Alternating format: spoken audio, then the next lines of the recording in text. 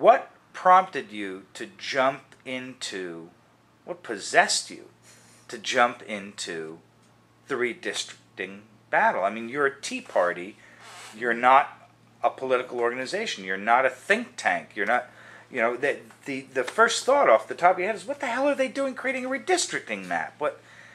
Now it's your turn. What? Well, that climb uphill to get Anna Little, or try to get Anna Little elected, was a result of gerrymandering.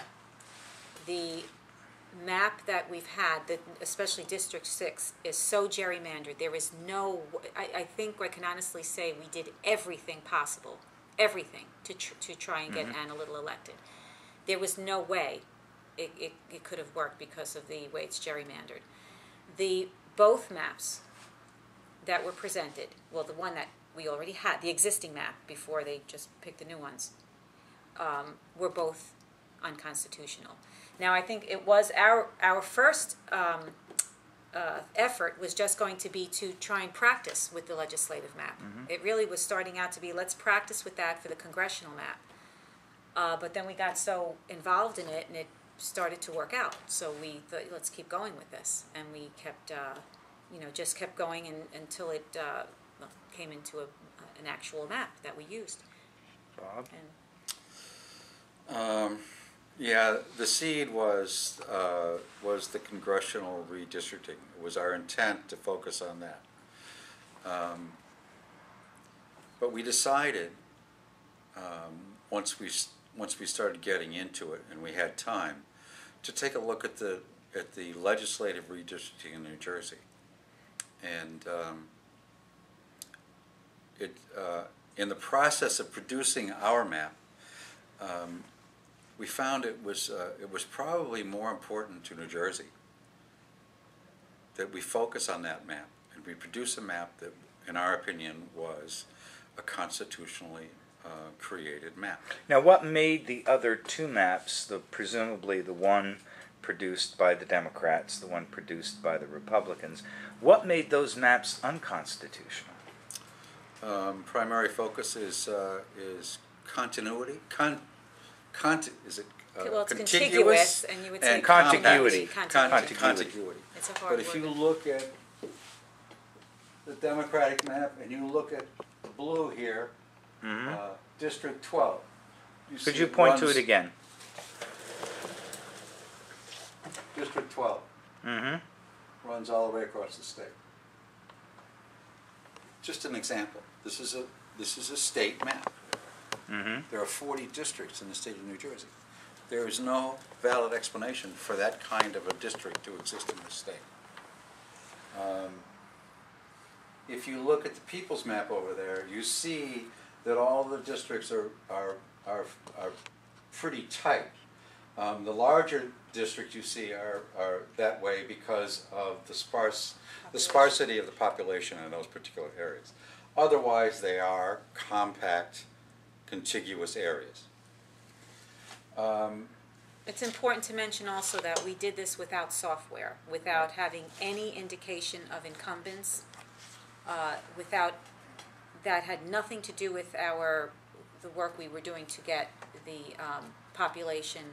We worked strictly according to the Constitution. So in effect, you did it the old-fashioned way. Exactly. You had the Constitution, you had a map that just showed you what the raw population was. You didn't have a breakdown of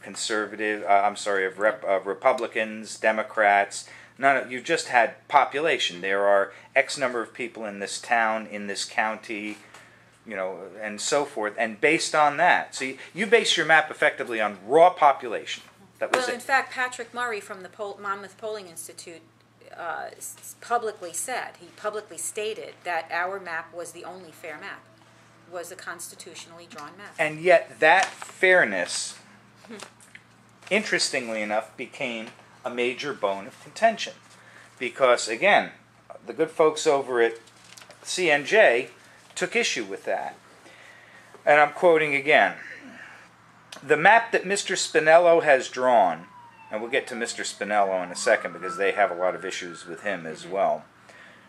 The map that Mr. Spinello has drawn seems to be skewed in such a manner as to force conservative Republican members of both the Senate and Assembly to primary against each other, to primary against other not-so-conservative members of the party.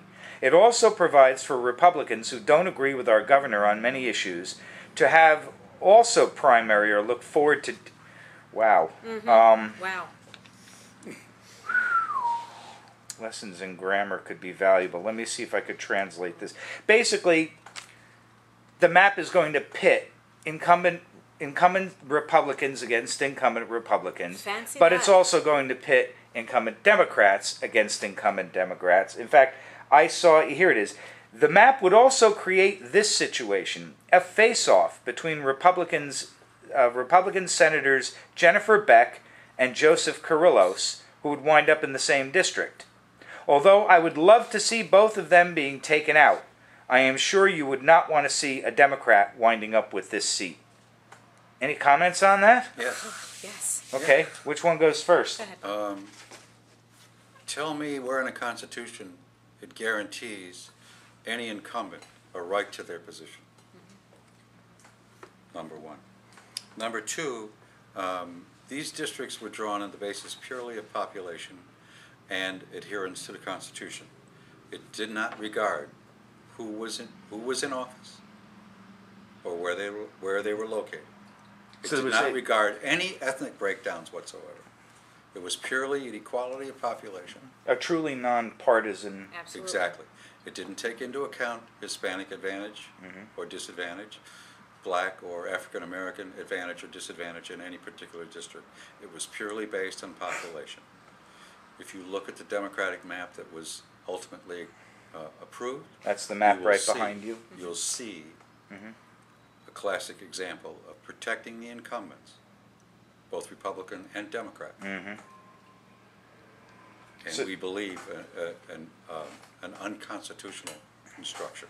Your map effectively says, look, here are the fair, constitutionally chosen districts. Let the chips fall where they may. Exactly. And we Well, believe, okay, and I think Patrick Murray, was he's with Monmouth University, really broadcasted the issue that our map, from the standpoint of consideration of ethnic background, was It's much more fairer More fair. to Minorities. all of the ethnic groups in our state than any other map that he reviewed. And he reviewed, I think, all of the maps that were under consideration. Well, that would be because it effectively ignored Exactly. all the ethnic groups and said, you don't even exist, it's Right. just people. And we believe that our map gives every person voting for someone a clearer choice of selection of their assembly and Senate representatives than either of the two maps presented either by the Democrats or the Republicans. So that if you were a candidate in that district, Democrat or Republican, you would have to go out and you would have to win your election. Nobody Okay? has an advantage It is no here. longer You the just- case. Okay? Right. Mr. Rosenthal voiced his opinion in this area that he believed that continuity of representation was one of the most important elements in the map that he designed for the Democrats. And we just see that as absolutely, totally unconstitutional. Right. Barb? Another important point is that it did not have to be our map. We were very willing to work with them, as we are with the congressional map. And what we're doing right now, we're working on the congressional map, and we intend on, well, we actually did get in touch with Assemblywoman Casagrande, who we will meet with, before, way before it has to be done, and discuss it with them and say, listen, let's do it constitutionally, and we could do it together. Now, does that mean we're going to favor Republicans because we're going to work with a Republican? No, but whoever will do a constitutional map is. Well, I would think if you're doing a constitutional map, and once again, for the benefit of people watching and listening, a constitutional map is a map, simply stated, that is drawn up only on the basis of population, of individuals. Nothing No, else. No, it's not, well, for more than anything, Not it's race, well, not creed, right. not ethnicity. But most important, not for incumbent Security. security, exactly. Well, if it were done basically on the basis of population, it couldn't be for incumbent Right. security. I mean, a truly constitutional map is based on population apportionment, period. And you can't favor an incumbent if you're only counting right. live bodies. There's no way. There's no other criteria. It's only live bodies. That's your criteria. Right. How many people live here? Right. And then you keep. If people would try to understand more about it, and if they realize that their vote doesn't count. I mean, in Monmouth County, do people realize that they're going to vote and they're going to vote? It's not going to count. I think that is a precious right that people would want to know that their vote counts. Mm-hmm. Your vote does not count when you have a gerrymandered districts and things, and it made so that it favors incumbents, and it why bother? Why bother? So fix it so that people have to work for it. They should campaign for it. If they're the better person, then they will win.